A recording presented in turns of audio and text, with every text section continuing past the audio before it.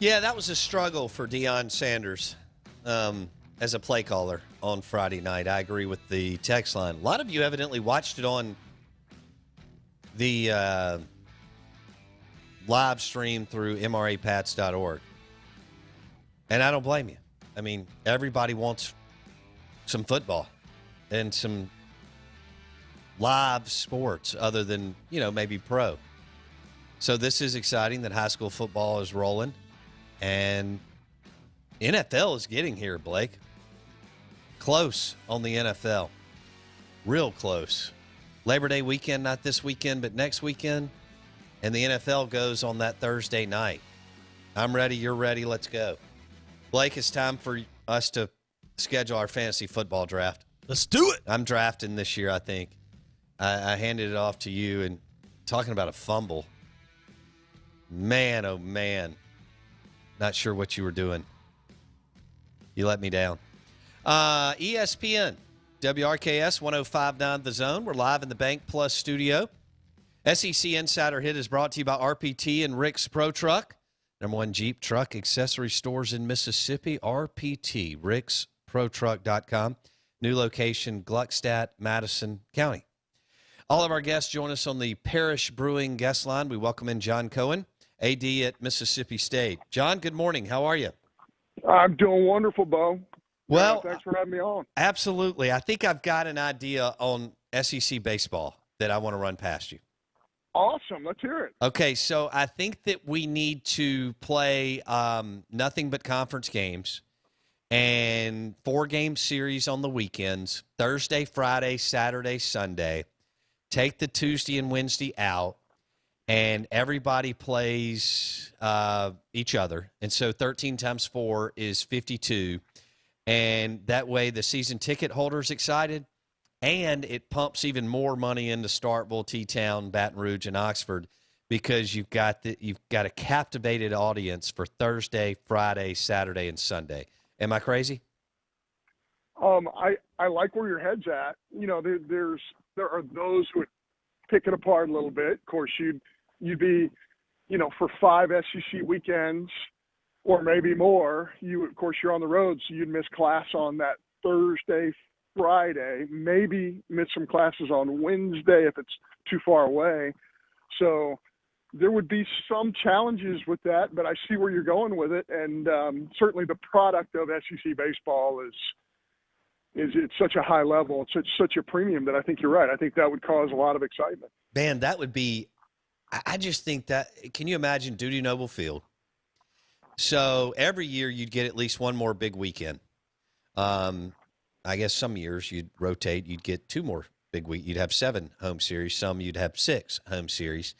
Again, pumping a ton of money into Starkville. But then for your alums, donors, season ticket holders, how awesome would it be knowing that you're driving up on Thursday and you got a 4-game series with Texas A&M? I think it's kind of cool. I think it's cool, but a lot of the schools in our league are playing pretty big time opponents outside the league. I know we had a 3-game set a year ago with Oregon State, 2-time national champions. And you have to give credit too. I mean, Southern Miss has done an excellent job with Scott Berry at the leadership of their program at Southern Miss. I mean, there's some pretty good regional matchups too that, I'm not sure you want to walk away from 100%. South Alabama has a great baseball program. Southern Miss. I mean, there are some regional matchups that I think you'd lose, but I see exactly where you're going, and I think it has some merit to it. Let's switch gears. Justin Foscue, did you see where he was called up on the, I don't know what it's called now, the 60-man roster, John? Correct. I did see that. That's amazing. Good grief.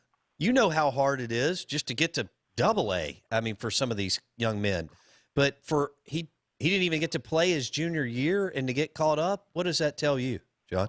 Yeah, he's a steady guy. He's ready-made. He's really intelligent, very disciplined.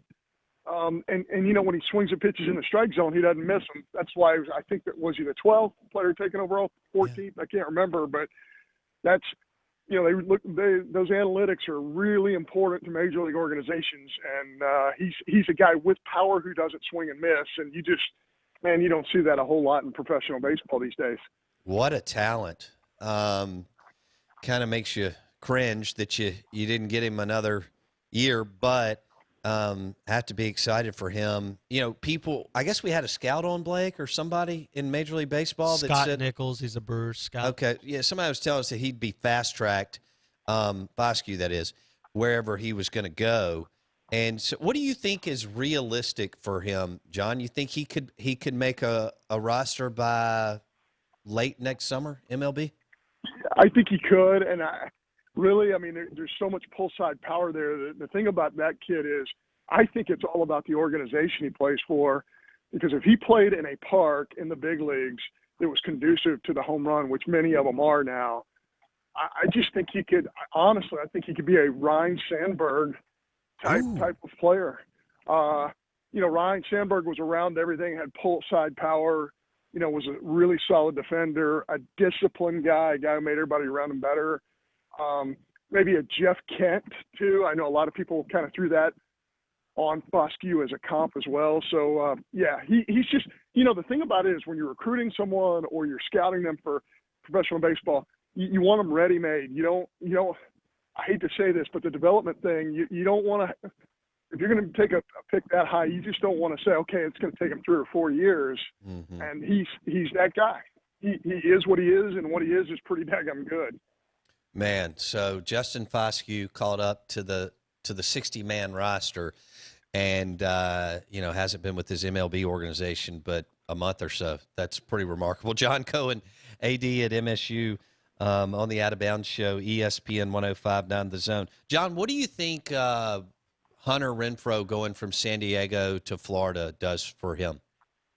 I think it's a great move for him. Again, he's playing in a ballpark where it doesn't carry great, and he's now in a ballpark where it's going to carry better. In fact, he's in a division of ballparks where the ball is going to carry a little bit better. So, yeah, Hunter's such a great athlete, and Hunter just needs some stability. He needs opportunity. If they give him a chance to play every day, I think he can put up gigantic numbers. Is he the rawest but most talented player you ever coached? Maybe. I mean, when you watch a guy his size run a 6'5", 60, when you watch a guy, you know, like him throw a ball 98 miles an hour off the mound, when you see him catch behind home plate as a high schooler, of course there was some rawness there, but I don't know if I've ever seen a guy in my career who could do everything he could do. And there's just, you know, most people don't realize there's a real competitive side to Hunter Renfroe that most people don't see. But he's still a young man, and I think I think he can put up huge numbers in that ballpark. All right, we've had the conversation with you on Jake Mangum several times, but I want to have it again because we saw him before he went back down to Florida, and he looked like he'd put on 15 pounds of muscle, and I could tell how excited he was. Here's what he said, and you may have already had several conversations with him, John, but he said by going down in February with the Mets, when they called him early, about 3 or 4 weeks early, and to be able to play for, I guess, 3 weeks before the pandemic hit, that he really got to size up where he was and what he needed to do and face big league pitching throughout those 3 weeks. Me telling you that he's gained at least 15 pounds of muscle and so on, where does that leave you with what Jake could do over the next 18 months, John? Well, Jake is really committed to this process. He really wants to be a big leaguer. He's going to get there. The challenge always, and Jake knows this because this is kind of the story of his college career as well. You put on those 15 pounds of muscle and you look physical. You have to live this 24-hour existence to keep it on, because when you're playing through the dog days of July and August, it's extremely difficult to hold your weight and to hold your strength level. But Jake is definitely disciplined enough to do that. When your metabolism, and of course, most of us at our age would give anything to have that metabolism like we once did, but that metabolism is still fighting him because it's burning up every calorie at a huge rate. So he's going to have to and he knows this. He's a smart young man. He's going to have to live a certain lifestyle that's going to allow him to keep that weight on through extreme heat and a lot of energy. And that makes sense. I think he told us, John, Blake, correct me if I'm wrong here, that the average outfielder in MLB, now was he talking left and right fielder? I think he was just talking outfield. 200 pounds. The average outfielder weighs 200 pounds. When he sat with us a few weeks ago, he said he weighed 195, 196. So he was knocking on the door. And so, and that makes you make a great point, John. You got to do that over several months and maintain that weight and that strength. I'll be interested to see how that he made us feel like that the Mets, were really excited about those 3 weeks prior to the pandemic. Out of bounds. Well, they should, because he's a winning baseball player, Bo. No, I'm sorry to interrupt, but he's a winning baseball player. And I'm just going to be honest with you. As I watch, I think that's a component that's missing in Major League Baseball that I think Jake Mangum brings to the table. He's a winning baseball player. You need to move a runner, he's going to do it. You need the great players, he's going to do it. You need a guy who can score from first on a gap ball, he can do it. I mean, there's just not a ton of him out there. I think there are times where I feel like I'm watching softball and that it's either a strikeout or the ball leaves the ballpark, and that's not how you win championships, at least in my opinion. Yeah.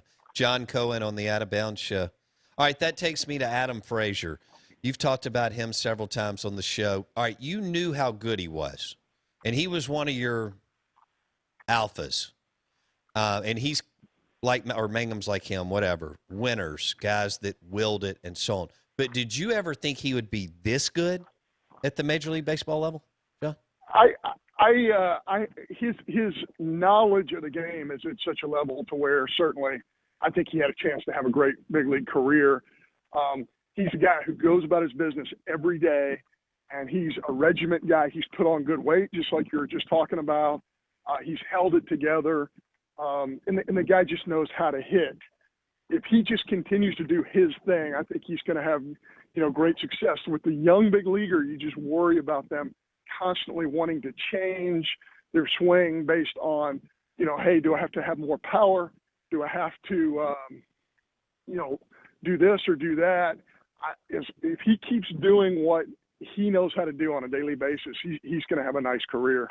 Okay, so how tough is that to balance, John? Once you get there to the league and you have these super talented, specialized hitting instructors, but I think where you're going is you got to be able to filter what you do well and what all these people are telling you. Some of it you need to take it and run with it, and some you just need to say, I need to continue to do what I'm doing.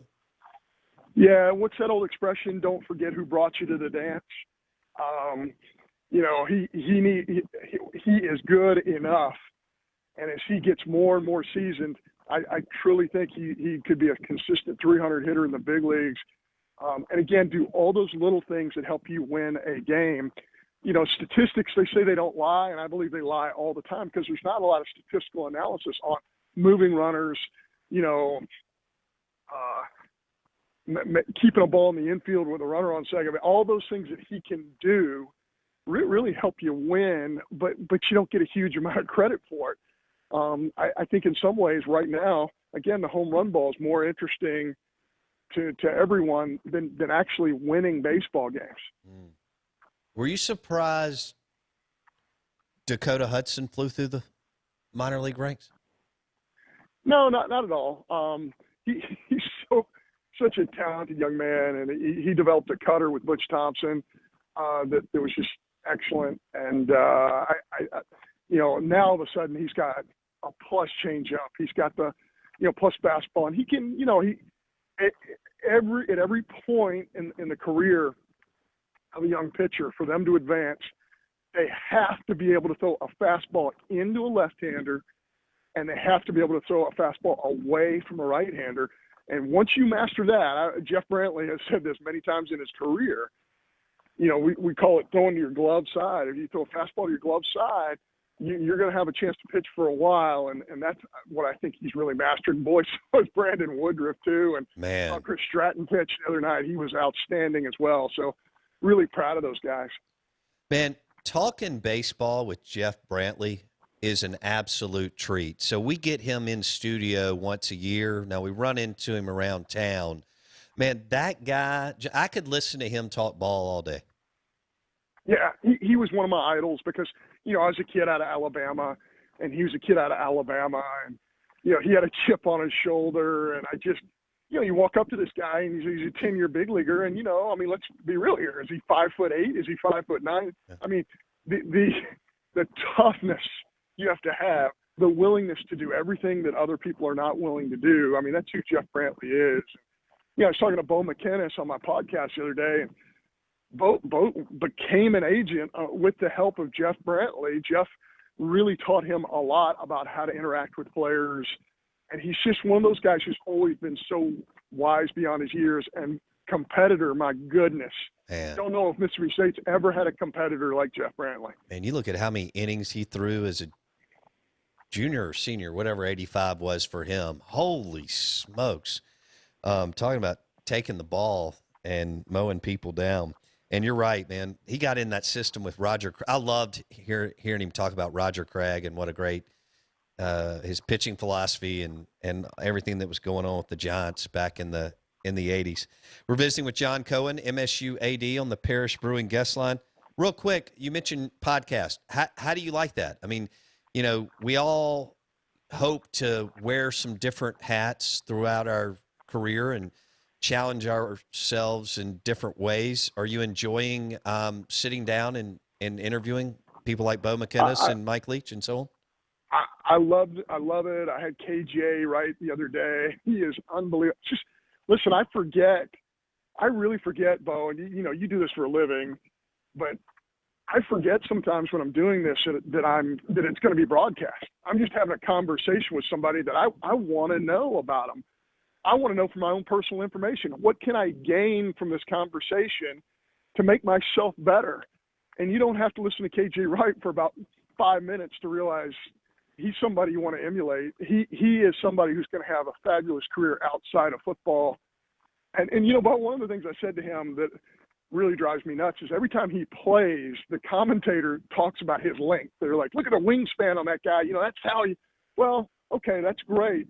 But that's not KJ. What KJ is one of the smartest, most intuitive, most instinctive linebackers in football. And, he right in the middle of our interview goes, John, I think I'm the most intelligent, instinctive linebacker in all of football. I said, I agree. That's what I want them to talk about, not about his length. But, these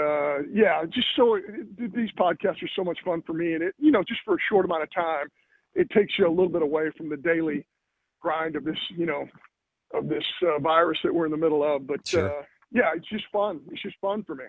Man, KJ Wright is an absolute pro. That young man is and has been impressive for a long time. John Cohen on the Out of Bounds Show. Blake, you have a question? Real quick, Coach. Obviously, given what you've said recently about the home run ball versus strikeout and kind of the way you coached at Mississippi State, I know you're an old school ball coach. You appreciate the finer parts of the game and things like that, but the unwritten rules, the Fernando Tatis Jr. Grand Slam against the Rangers, all of the things that came out of that, and kind of Major League Baseball's attempt to maybe euthanize the game, like make it more youthful, make it more entertaining. Do you have any thoughts on all that unfolded and kind of the way baseball's headed in general? Yeah, I have never been a big fan of the kind of the old school rules of baseball. Here's what I think. I think these kids are under tremendous pressure because they're playing 60-game seasons. They're under pressure because they don't want to catch the virus and put their teammates in jeopardy of not being able to play or shutting their whole team down. I just think everybody is getting really close to empty on the emotional fueling chart, because great point. If these guys, they're living an existence that's really hard to live right now, and I'm talking about all these professional athletes. So I think you're going to see flare-ups, and I think you're going to see people get their feelings hurt a little bit, and there's a lot on the line. There's no question about that. All right. Any update you want to share with us on I wanted to do something different for 20 minutes, and I really appreciate your time today. Because I've been kind of peppering you with the same COVID stuff for 4 months or 5 months, however long. You've been kind enough to join us throughout that deal. But hey, as of today at 8:50 in the morning on Monday, September 26th is still on, right? It is, and Bo, you and I have had these conversations. I think a lot is going to be made of what happens on all these college campuses in the next month. Our kids going to have to get sent home. You've seen that around the country. I think there's no way that can't affect college athletics. So we're going to see. I'm just proud of what our staff has done here under Dr. Keenum's leadership. It's not going to be perfect, but boy, you talking about people working 24 hours a day to make sure that these kids are as safe as they can be. I sure am proud to work in a place like this. John, we enjoyed the conversation today. Appreciate it. Thank you. Thank you, Bo. John Cohen, AD at MSU, on the Parish Canebrake Brewing guest line. That was fun. Do something a little different, Blake. We had peppered him with questions on COVID and pandemic for months, and I love it when he talks baseball, because he knows it. He likes baseball. Yeah, and I think he was kind of successful at it, both as a player and a coach. So to walk us through Foscue, Hunter Renfrow. The Foscue thing is incredible. I'm not sure how he got pulled up there. That's a pretty remarkable. God. But it does goes to show you, because it's just a power game now. Like, it is never been more obvious that this game is about one thing only: power arms and power bats. Well, Foscue has power. Yeah. So, super athletic. I love his Ryan Sandberg, because I grew up watching Ryan Sandberg hit home runs, Blake, into left field. Okay, he was talking about, pull power. I grew up watching Sandberg hit homers at Wrigley because I was glued to the TV in the 80s. WGN. Thank you. When he was rolling with that team, and he was so much fun. You're talking about a gamer and a baller. I know they didn't have a lot of postseason success. And again, the San Diego Padres ripped my heart out in 1984. That's the last time I think I've cried in sports. But Ryan Sandberg was an absolute freak. And then he referenced a little Jeff Kent there. So Foscue is a freak. Can't wait to see what happens there. Hey, we're live in the Bank Plus studio. The show is brought to you by Ace Bolt & Screw, powered by DeWalt Tools. Guess what? Ace Bolt & Screw has a new retail location in Gluckstadt off Industrial Drive. Ace Bolt & Screw, powered by DeWalt Tools, new location in Gluckstadt, Madison County.